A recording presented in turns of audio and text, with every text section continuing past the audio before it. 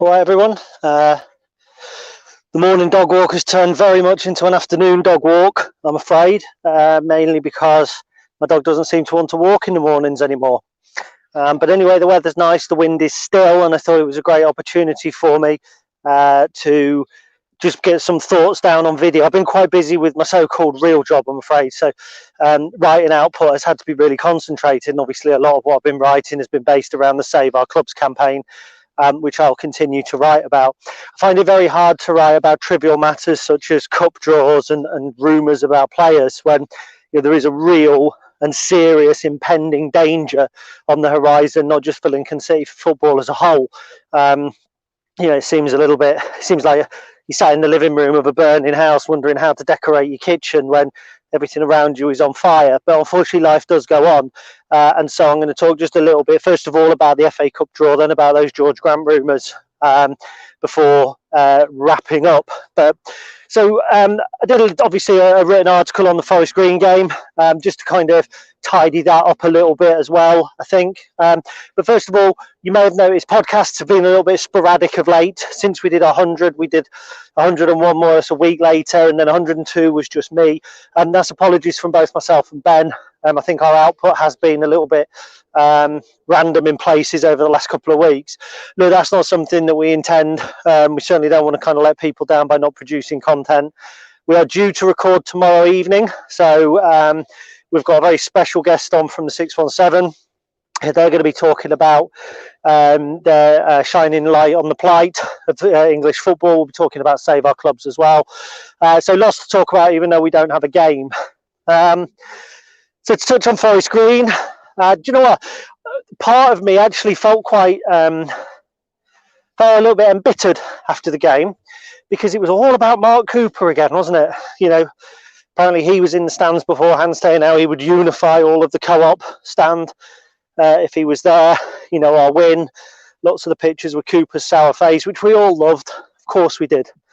We all love to see Mark Cooper looking unhappy, don't we? I pay money for it.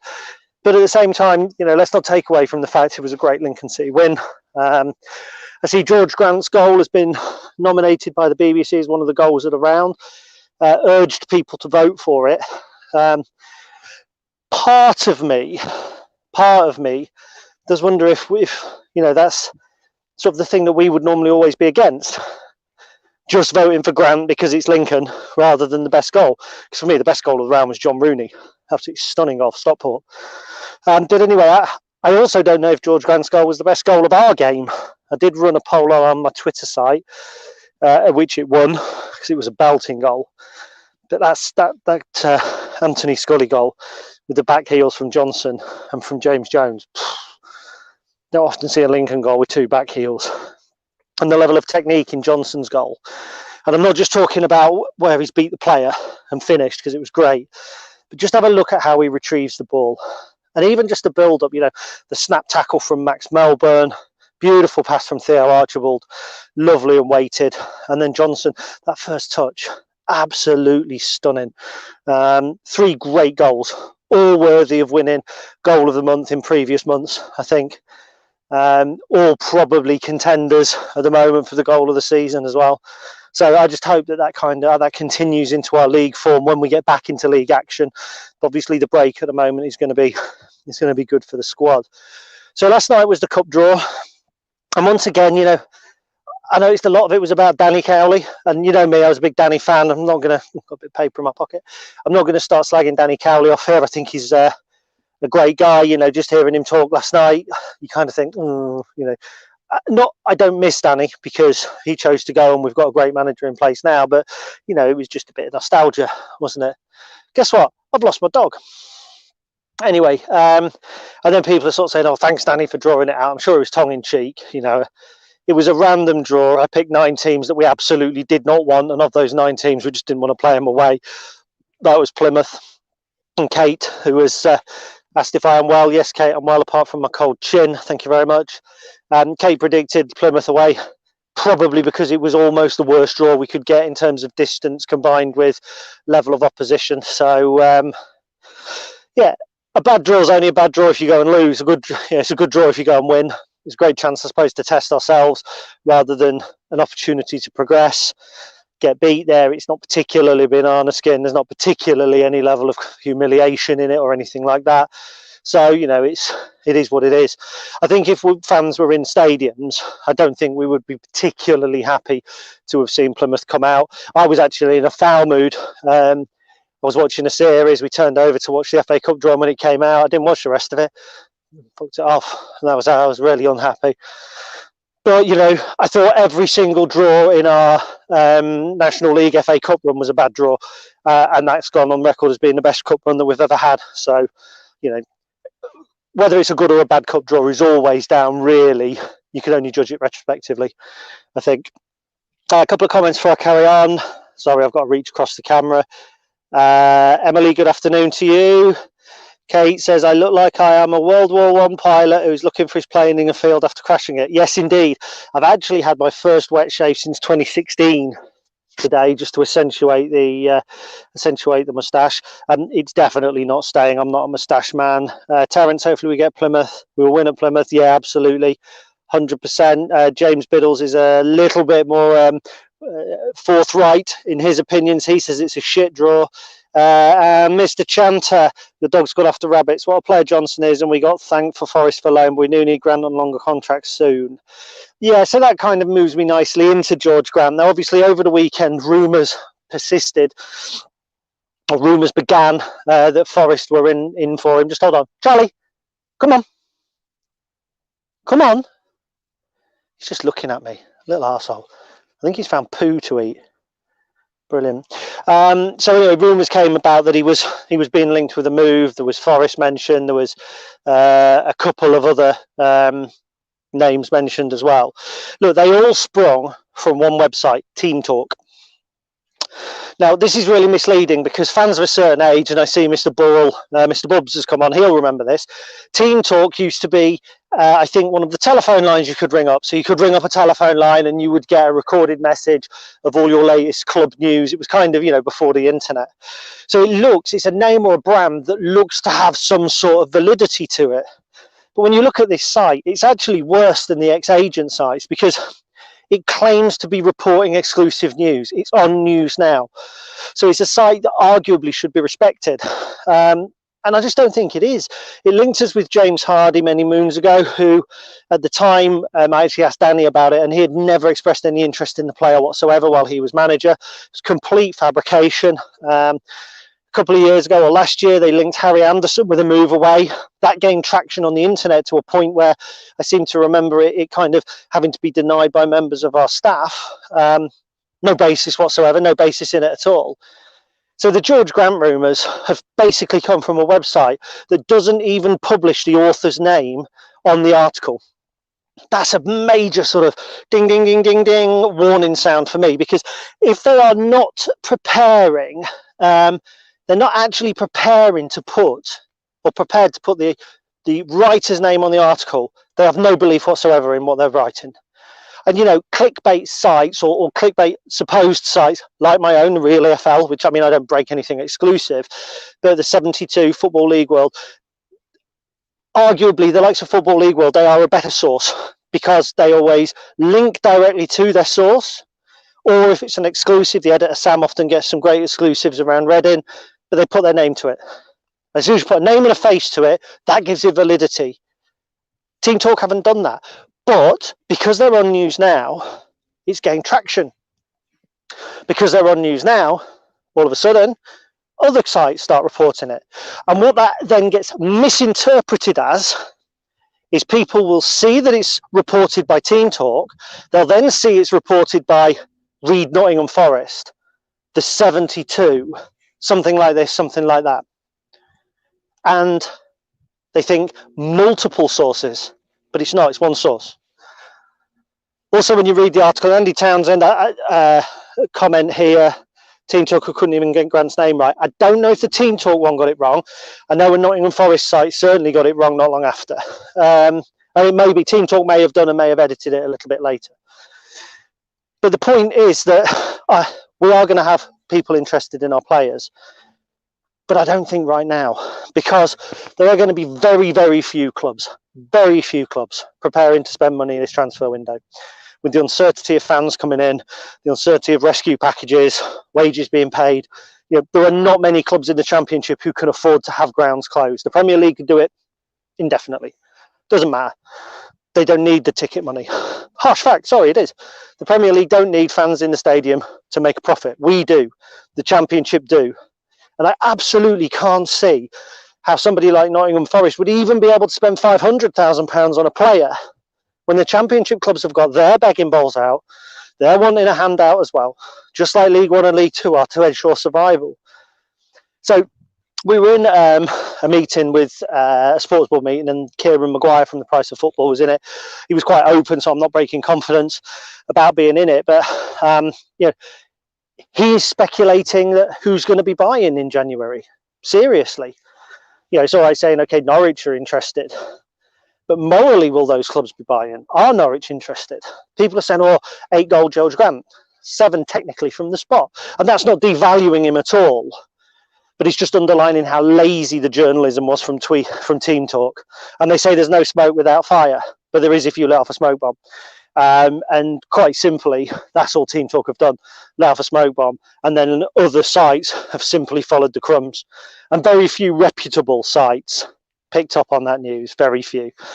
I know when I worked at Football League World, they were very reticent to report on Team Talk articles. I certainly recall I would never ever give any weight to a Team Talk article at all. I would give more weight to an ex-agent who is clearly a sweaty little boy in his bedroom writing rumours. I'd rather report on those because I think they're more realistic.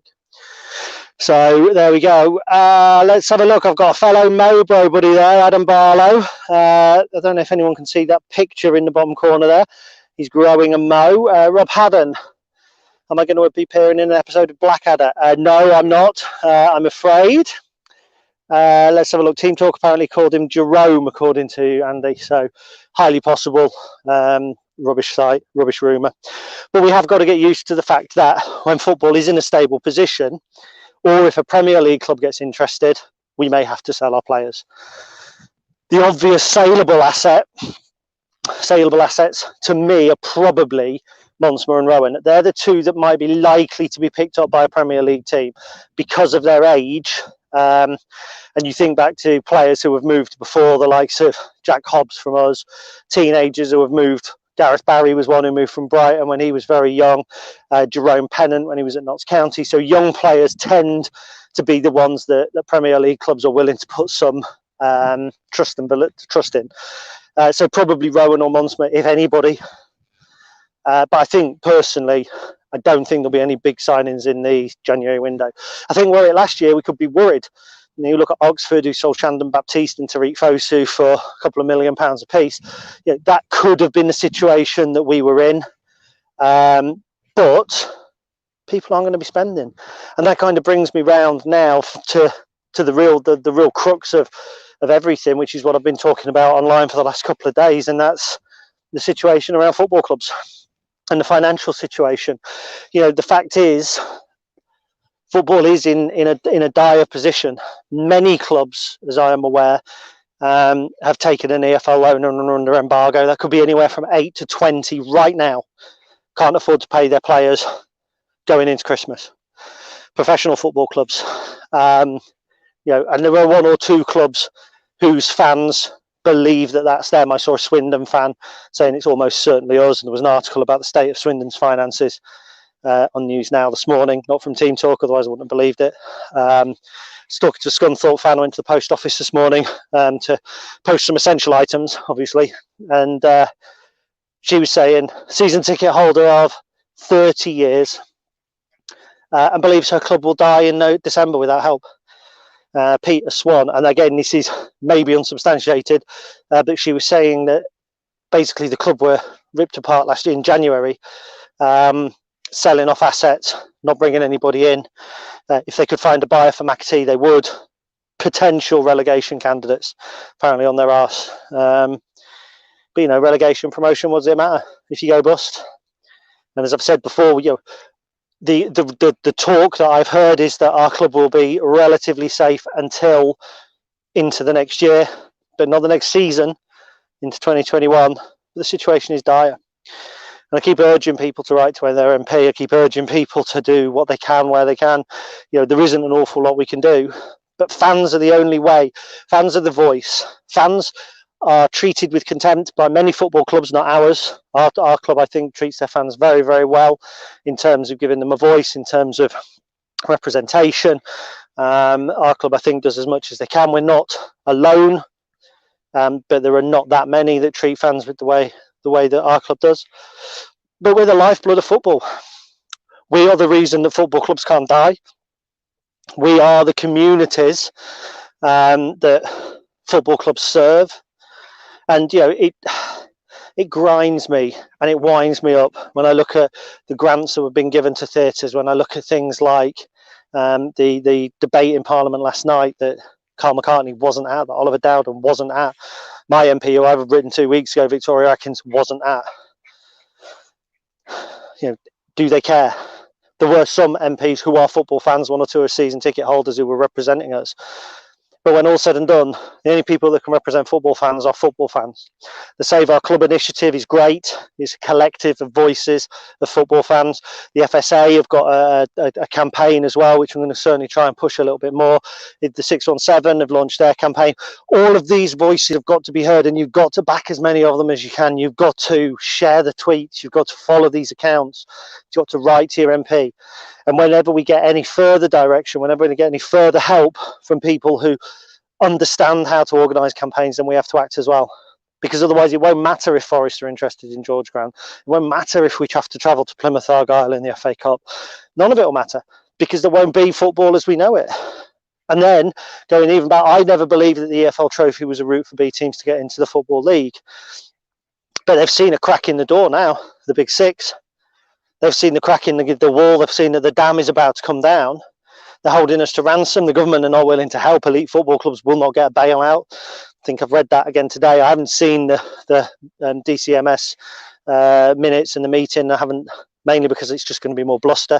Rick Parry is a wanker who seems to be hindering football clubs rather than helping them. I actually don't think Championship clubs should get the same, should be looking at being bailed out in the same way as League One and League Two. Not least the ones certainly that have had parachute payments and that sort of thing. Absolutely not, because the sort of money that they are probably spending on 2 players would help tide some clubs over their entire squad for months. So for me, League One and League Two should be dealt very differently to the Championship, but it's not. You know, nobody will speak for us. Nobody will speak for us apart from us. Our football club will fight as much as they can. I don't see Carl McCartney being particularly vocal anywhere. You know, and he's the chair, isn't he, of the DCMS or of some sort of working group. Yeah, cheers, Carl. So there we go. That's it. Trying to do a little bit of news, a little bit of views, and inadvertently turned it once again into a political discussion. But yeah, I cannot underline enough how serious this situation is. I cannot underline enough how we cannot simply sit by and be reticent. You may watch these videos, you may read my articles and think that I'm just looking for content to put out. I'm not. I could be putting other content out. I could do articles on who our first £1 million player would be. Do an article on the last time we met Plymouth in the FA Cup. I could do articles based on how rubbish the George Grant rumour is, how bad team talk are. I haven't, because none of it matters. Not really. Not in the grand scheme of things. Survival matters. Next couple of months are crucial. You can play your part. Please make sure you do. Take care.